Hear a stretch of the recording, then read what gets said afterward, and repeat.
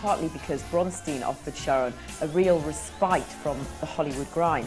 Her career was going well too. She won another Golden Globe nomination for her role in The Mighty. And then on Valentine's Day 1998, they finally got married. But married life took a bit of adjustment for the movie star. I was at an event after the Jean Moreau event, a party, and people were coming up to me, and the fans were coming up to me and autographing and the pictures and everything. And this woman came up to me and went, "Miss Stone, Miss Stone, Miss Stone, I have to tell you something." I went, "Yes," and I'm waiting to hear it. And she goes, "Your husband is so handsome." So yeah, he's stealing my thunder. He loved it too, I have to say. A change of scenery was just what the actress needed. I love living there. It's a true life. It's a life where people are not, they don't care that much that I'm an actor. No, they're interested in other things. Everything isn't about movies. They're people having real lives, doing different things. It's interesting. I mean, not that I don't love movies. I'm obsessed with movies. But I need to be in a place where everybody else isn't obsessed with movies. Sharon traded her obsession with movies for something more important. I think during the period when I wanted to have a baby, I didn't feel responsible about anything except trying to have a family, and I sort of flaked out on my career. After trying to have a baby of their own naturally and not succeeding, the couple reportedly decided against fertility treatment and instead went for adoption. Rowan Joseph Bronstein was born on the 22nd of May 2000, and Sharon chose the Celtic name which means seal for her baby's name. Well, I think for a person who's been really dedicated to her career, then to find marriage and motherhood brings another level of fulfillment that enables her to really put into perspective how important her career is to her. Up next, Sharon faces a life-altering moment that changes the star forever. Sharon complained of a severe headache and was diagnosed with a small aneurysm in the brain.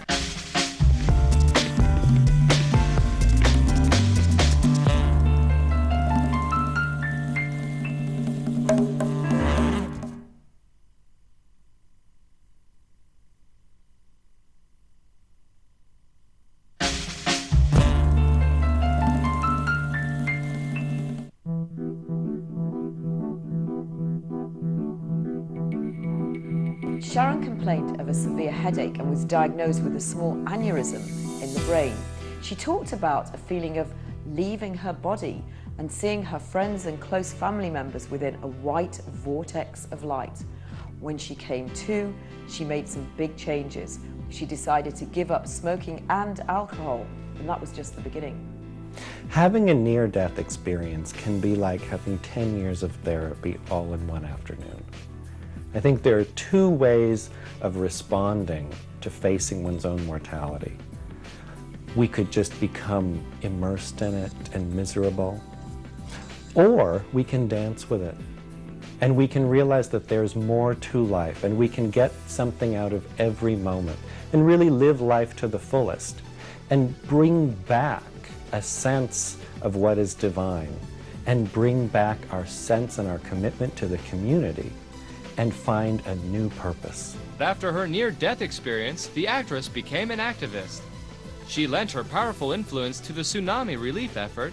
She led the Amfar benefit at the Cannes Film Festival, raising over $3 million for AIDS research, and she was honored as Humanitarian of the Year from the Harvard Foundation and also won a Human Rights Campaign award for her role as the lover of Ellen DeGeneres in the TV movie If These Walls Could Talk.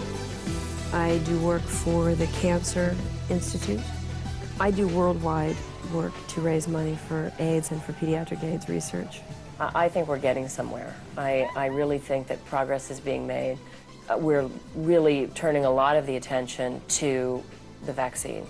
So it's exciting. The stuff is really happening. People are doing better. People I knew very well who were at the end edge of their life are now working, doing great, healthy. After some well-deserved time off to focus on health and motherhood, the actress made a comeback in the horror thriller Cold Creek Manor. Well, it was time to come back. I wanted to come back with a studio picture. I thought it was good to do a film where I played a mom, since I am a mom. Like most Sharon Stone films, Cold Creek Manor required that the sexy blonde share her bed with a co-star. I was genuinely scared. You get in bed with a 7-foot boa constrictor and see how you feel. The movie was well received, but Sharon stepped into another disaster soon afterwards as Halle Berry's nemesis in Catwoman. But as usual, Sharon made the most of it. Well, I think it's a story that talks about empowering women and how women can be and how women can change, what women can learn from making mistakes with their lives. Living up to her own words, it turned out that Sharon had made a mistake in her choice of third husband, Phil Bronstein. They were divorced on the 29th of January 2004. In fact, 2004 was to find Sharon involved in 2 more legal battles. Now, the actress has always prided herself on the fact that she's a natural beauty and has never had to resort to artificial means to maintain her youthful appearance. So, she sued a plastic surgeon from Beverly Hills who implied that he'd given her a facelift. Yet another lawsuit ensued when Sharon Stone sued the producers of the sequel to Basic Instinct because she said that she had made room in her busy schedule to make the film, turning down other lucrative offers. Well, they said that she turned out to be far too expensive with all her demands for luxury accommodation, then that they couldn't afford her anymore. Well, the film now is going ahead with Sharon Stone. Interestingly, some years back when she was first approached to take this role, she wasn't inclined to do it. I turned it down. I felt that it was wonderful when it was made, that I had as big of a success as I could possibly have with it. I personally don't believe that it's the time now for that subject. I think that time has passed. It may come again. Everything does seem to circle around. And by the time it does, I hope to have a cameo. Worldwide movie audiences and Sharon Stone fans will be thrilled to learn that she is going to reprise her role as the sexy bisexual femme fatale, although we don't know yet who her co-star will be. Well, you never go back the same, is the thing.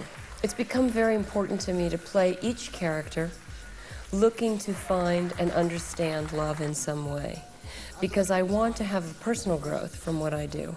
And I feel if I make choices that are negative, then I'll have negative growth. So I try to address them in that way. One of the actress's recent positive decisions was to become a mother again. On May the 11th, 2005, she became the mother of Laird Von Stone. She named the baby after her beloved acting coach and used her own middle name. With 2 small children, a serious commitment to charity, and a schedule full of movies in various states of production, Sharon Stone keeps her focus simple. My only master plan is to try to do things I haven't done before and to try to be a better actor with each movie that I do. That's my master plan. And my plan is to try to listen. Listen to the world.